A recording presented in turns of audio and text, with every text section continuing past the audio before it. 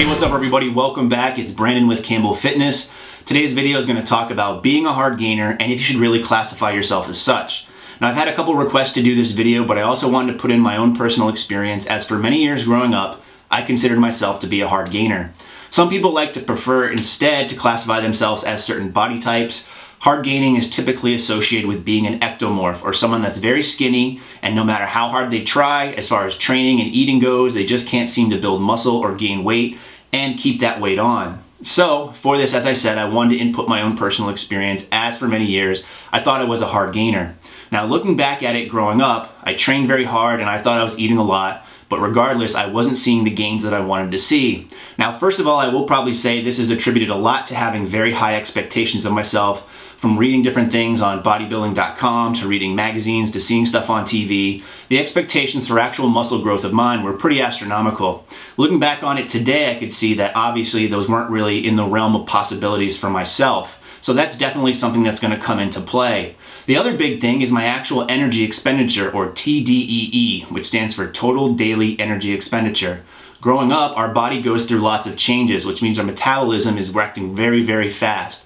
So just living and breathing is going to take up a lot of calories. Add that into the fact that most teenagers growing up are fairly active, on top of the fact that I was playing sports in school. So I played basketball all throughout high school, which eventually led me to go to college specifically to play basketball. So knowing what I know now, looking back on my energy expenditure, I was burning several thousand calories a day easily. So even though I was eating McDonald's and pizza and I couldn't really seem to put on weight, it's just because my TDEE was so extremely high that I just thought no matter what I ate, I couldn't actually put on weight. And then I just wasn't in a caloric surplus. So if you're in that situation today, there's a couple things that I can suggest to take a look at. First of all, take a look at your actual intake and make sure that you're in fact in a caloric surplus. I know a lot of us already out there just think, hey, I eat all the time, I'm constantly eating, I'm taking in a ton of calories. Do yourself a favor and track just for a couple of days and see what your actual intake levels are at, and then try to exceed those. Chances are you're not taking in as much as you think you are. Also, take a look in the mirror and take a look at your actual goals.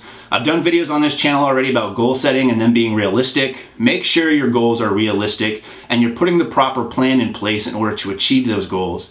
All too often, I think we fall back on the excuse of, oh, I'm a hard gainer or I'm an ectomorph, when in reality, it's just something in the equation that's off a little bit that takes some tweaking on our part in order to see the results that we want. It's very simple to take a look at some of these simple factors and see if we're truly doing everything necessary in order to do this. Again, if you're not seeing the results you want, take a look at this, track for a little bit, even if you don't like tracking, just to get a general idea of where you stand, and you can find it helps out a lot. As always, everybody, thanks so much for watching. Stay big.